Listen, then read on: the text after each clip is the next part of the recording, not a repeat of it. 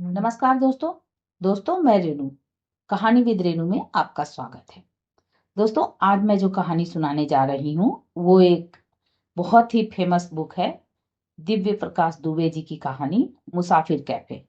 मैं आज उस बुक से कहानी सुनाने जा रही हूँ। तो चलिए सुनते हैं कहानी। हम पहले कभी मिले हैं? सुधा ने बच्चों जैसी शरारती मुस्कुराहट के साथ कहा। शायद। शायद कहाँ? मैंने पूछा। सुधा बोली, हो सकता है किसी किताब में मिले हों। लोग कॉलेज में, ट्रेन में, फ्लाइट में, बस में, लिफ्ट में, होटल में, कैफे में, तमाम जगहों पर कहीं भी मिल सकते हैं, लेकिन किताब में कोई कैसे मिल सकता है? मैंने पूछा। इस बार मेरी बात काटते हुए सुधा बोली, 2 मिनट के लिए मान लीजिए हम किसी ऐसी किताब के किरदार हों जो अभी लिखी ही नहीं गई हो तो? ये सुनकर मैंने चाय के कप से एक लंबी चुस्की ली और कहा, मजाक अच्छा कर लेती हैं आप। चंदर के मोबाइल पर पापा के नंबर से एक एसएमएस आया जिसमें एक मोबाइल नंबर लिखा हुआ था। अभी वो नंबर पढ़ ही रहा था कि इतने में उसके पापा के फोन से मम्मी का फोन आया। कॉल में अपना और चंदर का हालचाल लेने और देने के अलावा बस इतना बताया गया कि संडे 12 बजे कॉफी हाउस में एक लड़की से मिलने जाना है। ये भी बताया गया कि लड़की वहां अकेले आएगी। हालांकि लड़की के अकेले आने वाली बात इतनी बार झूठ निकल चुकी है कि चंदर ने ये मानना ही छोड़ दिया है कि कोई लड़की शादी के लिए मिलने अकेले आ सकती है। लड़की के साथ उसकी कोई ऐसी क्लोज फ्रेंड आई हुई होती है जिसका जन्म केवल और केवल आपकी शादी के लिए, आपका वायवा लेने के लिए होता है। खैर, चंदर मन मारकर कॉफी हाउस टाइम से 15 मिनट पहले ही पहुंच गया।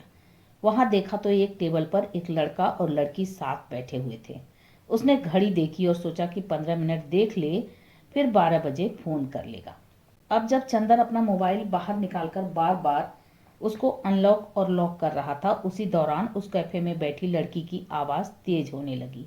चंदर को जो कुछ सुनाई पड़ा वो कुछ ऐसा था।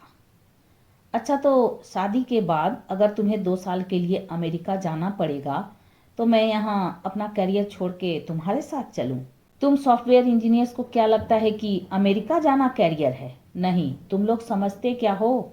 तुम लोगों को शादी के बाद जब लड़की से केवल बच्चे पलवाने हैं तो वर्किंग वुमेन चाहिए ही क्यों? नहीं, बताओ। ब्ला ब्ला ब्ला। चंदर को उस लड़की की बात सुनकर मजा आने लगा। वो कम से कम 20 मिनट नॉन स्टॉप बोली होगी। इस बीच बंदा बस बोलकर उठकर जा चुका था। इसी बीच चंदर की घड़ी पर नजर गई। 12:15 बज चुके थे। चंदर ने सोचा फोन मिलाकर बता दे कि वो पहुंच चुका है। चंदर ने फोन मिलाया और उधर की आवाज सुने बिना ही बोल दिया, हेलो। बस इतना बताना था कि मैं कैफे पहुंच गया हूं, आप आराम से आ जाइए। मैं भी कैफे में हूं। अच्छा, मैं तो कैफे में 20 मिनट से हूं। मैं भी। चंदर को समझ में आ चुका था कि ये वही लड़की है जिससे वो शादी के लिए मिलने आया है। चंदर पलटकर उसकी टेबल तक गया। इससे पहले वो कुछ समझती या बोलती, चंदर ने कहा, पता नहीं आपको सुनकर कैसा लगेगा, लेकिन मैं भी सॉफ्टवेयर इंजीनियर हूँ। हा हा हा, सॉरी, आपको वेट करना पड़ा। I am Sudha. अरे कोई बात नहीं, बहुत अच्छा बोली आप। I am Chandar. आप बातें सुन रहे थे? सुन नहीं रहा था, सुनाई पड़ रही थी। मैं बहुत जोर से बोल रही थी क्या? हाँ, और क्या। पता नहीं कहाँ कहाँ से आ जाते हैं। खैर, आप बुरा ना मानो तो एक बात पूछूं? हाँ, पूछिए। मेरे बाद भी कोई मिलने आ रहा है तो आप बता दीजिए, मैं उस हिसाब से टाइम एडजस्ट कर लूँगा। अरे नहीं नहीं, एक दिन में 2 लड़के काफ़ी हैं। क्या करती हैं आप? मैं लॉयर हूँ, फैमिली कोर्ट में प्रैक्टिस करती हूँ। आप कह सकते हो डिवोर्स एक्सपर्ट हूँ। वाह, मैं आज पहली बार किसी लड़की लॉयर से मिल रहा हूँ। सही में डिवोर्स करवाती हो क्या? सही बताऊं तो डिवोर्स कोर्ट में आने से पहले ही हो चुका होता है। हम तो बस सरकारी स्टैंप लगाने में और हिसाब किताब करने में मदद करते हैं। क्यों करते हैं लोग डिवोर्स? कोई एक वजह थोड़ी है। फिर भी सबसे ज़्यादा किस वजह से होता है? क्योंकि लोगों को पता नहीं होता कि उन्हें लाइफ से चाहिए क्या। तुम्हें पता है तुम्हें लाइफ से चाहिए क्या? थोड़ा बहुत शायद। और तुम्हें? मुझे नहीं पता क्या चाहिए। छोड़ो, कहाँ डिवोर्स की बातें करने लगे हम। तो रोज कोर्ट में इतने डिवोर्स देखकर भी शादी करना चाहती हो? सच बताऊं तो मैं शादी करना ही नहीं चाहती। घर वाले परेशान ना करें इसलिए मिलने आ जाती हूँ और कोई ना कोई बहाना बना के लड़के रिजेक्ट कर देती हूँ। सॉफ्टवेयर इंजीनियर को तो बिना मिले ही रिजेक्ट कर दिया करो, मिलने का कोई टंटा ही नहीं। हाँ, अगली बार से यही करूँगी। अच्छा, तुम्हें रिजेक्ट करना ही है तो एक हेल्प कर दो। तुम अपने घर वालों को पहले ही बोल दो कि मैं पसंद नहीं आया। फालतू ही मेरे घर वाले पीछे पड़े रहेंगे। ठीक है, डन। शादी नहीं करनी तुम्हें? नहीं। क्यों? प्यार व्यार वाला चक्कर है? हाँ शायद। नहीं शायद, पता नहीं यार। और तुम्हारा? था चक्कर। अब नहीं है। मैं शादी वादी में बिलीव नहीं करती। फिर अपने घर वालों को समझा दो ना, कितने सॉफ्टवेयर वाले लड़कों की बैंड बजाओगी? हाँ सही कह रहे हो, घर वालों को यही समझाऊंगी। तुम तो आज समझा दोगी, मुझे पता नहीं कितने संडे खराब करने पड़ेंगे। कोई फुल प्रूफ तरीका बता दो। मुझे पता होता कोई तरीका तो आज उस इडियट से मिलने थोड़े ही आती। जाने के बाद मुझे भी इडियट बोलोगी तुम? हाँ शायद। कोई दिक्कत है? नहीं, कोई दिक्कत नहीं। चलो, मैं चलता हूँ। Good, keep in touch. Nice meeting with you. No point saying keep in touch, we hardly know each other. मेरे बारे में जानने लायक बस इतना है कि मुझे अपना काम बिल्कुल भी पसंद नहीं है। 2-3 साल अमेरिका में रहकर नौकरी कर चुका, लेकिन कभी वहाँ मन नहीं लगा। अब अक्सर 2-3 साल के लिए अमेरिका जाने के मौके आते हैं तो हर बार मना कर देता हूँ, पता नहीं क्यों। क्रिकेट मैच के अलावा टीवी बिल्कुल भी नहीं देखता। हर वीकेंड अकेले मूवी देखता हूँ, थिएटर देखना पसंद है। किताबें खरीदता ज़्यादा हूँ, पढ़ता कम। सुबह का अखबार बिना चाय के नहीं पढ़ पाता। आगे लाइफ में क्या करना है ज़्यादा आइडिया नहीं है। अब मैंने इतना मुंह खोल ही दिया है तो तुम भी अपने बारे में कुछ बता ही दो। पीजी में रहती हूँ, वहाँ रहने वाली मोस्टली लड़कियों से मेरी नहीं पड़ती। अपना काम बहुत पसंद है मुझे। इंडिया की टॉप लॉयर बनना चाहती हूँ। मूवी केवल हॉल में देखना पसंद है, टीवी पे नहीं। वीकेंड पे शौकिया थिएटर करती हूँ। बचपन से ही थोड़ा सा एक्टिंग वैक्टिंग का कीड़ा है। और हाँ, सबसे इम्पोर्टेंट, वर्जिन नहीं हूँ। और तुम? मैं क्या?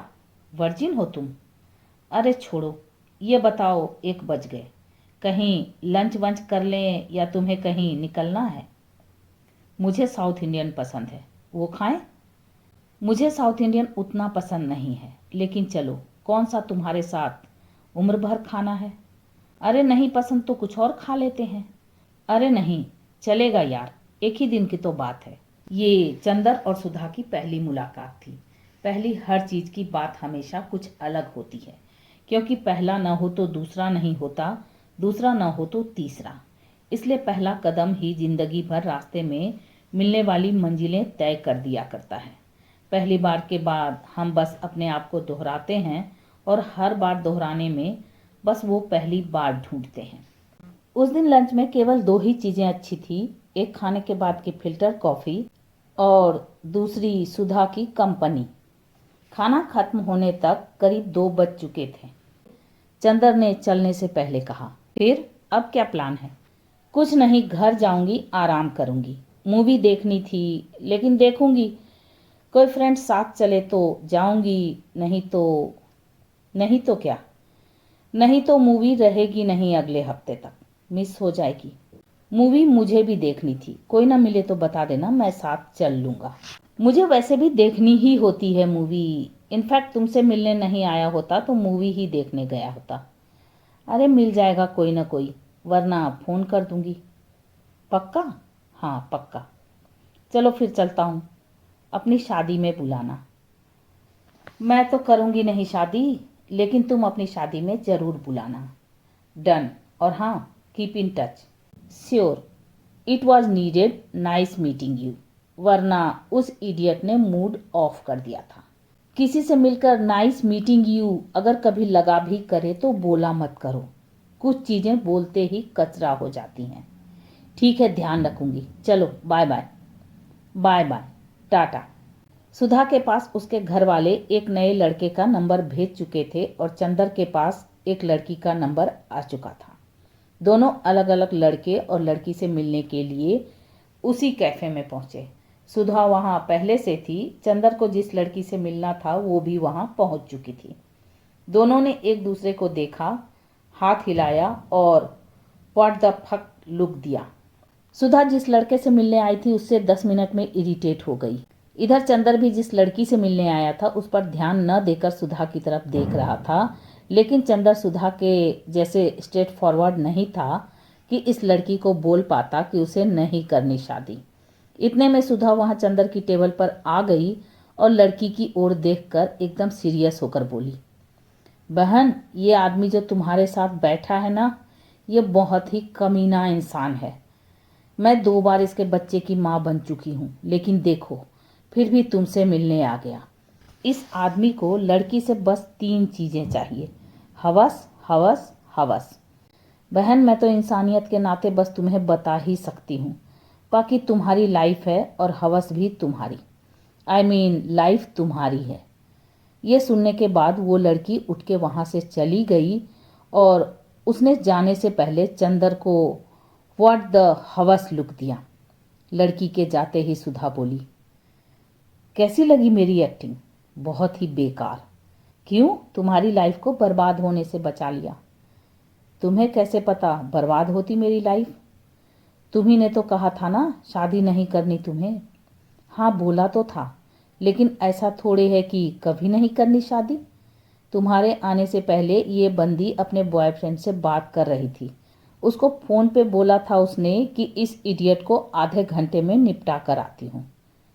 मुझे इडियट बोल रही थी वो साली। हाँ और क्या, तुम्हें इडियट बोला। मैं सब कुछ बर्दाश्त कर सकती हूँ, बस ये नहीं सुन सकती कि कोई तुम्हें मेरे अलावा इडियट बोले। ये एक्टिंग है ना?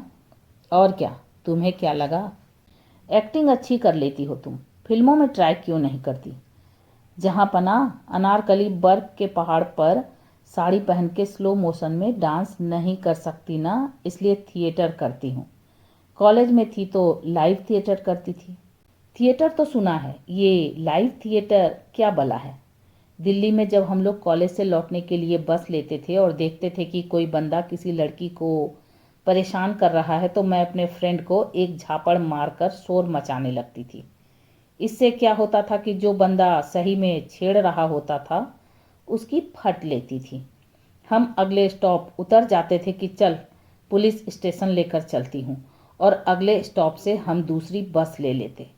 मेरे सब फ्रेंड्स ने बहुत थप्पड़ खाए हैं मुझसे। तो अब नहीं करती थप्पड़ मारने वाला लाइव थिएटर? कभी कभार, जैसे अभी एक्टिंग की ना उस बंदी के सामने, बट अब थिएटर करती हूँ। वैसे लाइफ भी एक तरह की एक्टिंग ही तो है, कुछ लोग अच्छी कर लेते हैं और कुछ बहुत खराब। एनीवे, जब मेरा प्ले होगा तो बुलाऊंगी तुम्हें, आओगे? हाँ और क्या, पक्का आऊँगा। तो क्या प्रोग्राम है आज का? किसी और से भी मिलना है? नहीं, कोई प्रोग्राम नहीं है। प्ले देखने चलोगे? कौन सा? कोई सा जो भी चल रहा होगा। थिएटर की बात हुई तो प्ले देखने का मन कर गया। चलो, प्ले के बीच में तुम मुझे थप्पड़ लगाकर अपना लाइव थिएटर मत शुरू करना बस। मुंबई में तो ऐसे प्ले के कई अड्डे हैं, उनमें से एक बड़ा अड्डा पृथ्वी थिएटर है और दूसरा एनसीपीए थिएटर। इन दोनों में से एक में अगर प्ले नहीं देखा तो समझिए मुंबई दर्शन अधूरा रह गया। सुधा और चंदर पृथ्वी थिएटर जुहू गए। पृथ्वी थिएटर पृथ्वीराज कपूर के नाम पर है, जहां अक्सर शशि कपूर साहब अपनी व्हील चेयर पे बैठे दिख जाते हैं। वो कुछ बोलते नहीं, बस सबको देखते रहते हैं और उनको ध्यान से देखने पर उनकी आंखों में पानी थोड़ा गाढ़ा दिखता है। रोज मुंबई स्टेशन पर कुछ लोग नहीं, सैकड़ों शहर, हजारों लोग और लाखों सपने उतरते हैं। हर एक सपना जो उतरता है ना, उसकी एक कहानी होती है। कोई घर छोड़ के आया होता है तो कोई सब कुछ बेचकर, तो कोई खाली हाथ। ये सारी कहानियाँ कोई सुनना नहीं चाहता और ये हर एक कहानी अपने आप में एक फिल्म होती है। मुंबई में एक कहानी से फिल्म बनने की दूरी इतनी ज़्यादा है कि कई सपने चलते चलते भटकते भटकते ठोकरें खाते खाते पहले ही दम तोड़ देते हैं। रोज लाखों सपने मुंबई में दम तोड़ देते हैं, फिर भी यहाँ अगले दिन स्टेशन पर उतरने वाले सपनों की भीड़ में कोई कमी नहीं होती। थोड़ा अजीब शहर है ना।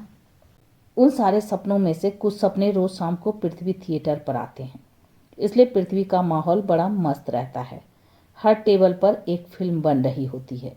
कुछ लेखक टाइप के लोग नोटपैड लेकर बैठे होते हैं। टीवी और फिल्मों में काम करने वाले चेहरे यहाँ अक्सर दिख जाते हैं। हर किसी को किसी बड़े आदमी ने काम देने का वादा किया होता है। मुंबई में लोग एक वादे एक मीटिंग के भरोसे जिंदगी गुजार देते हैं। यहाँ एक किताबों की दुकान है जहाँ हिंदी किताबें कम होती है लेकिन मिल जाती हैं। जब सुधा और चंदर पृथ्वी थिएटर पहुंचे तब तक सारे टिकट बिक चुके थे, लेकिन सुधा ने किसी तरह टिकट का जुगाड़ कर लिया। सुधा प्ले इतने ध्यान से देखती थी कि उसकी पलकें झपकना भूल जाती थी।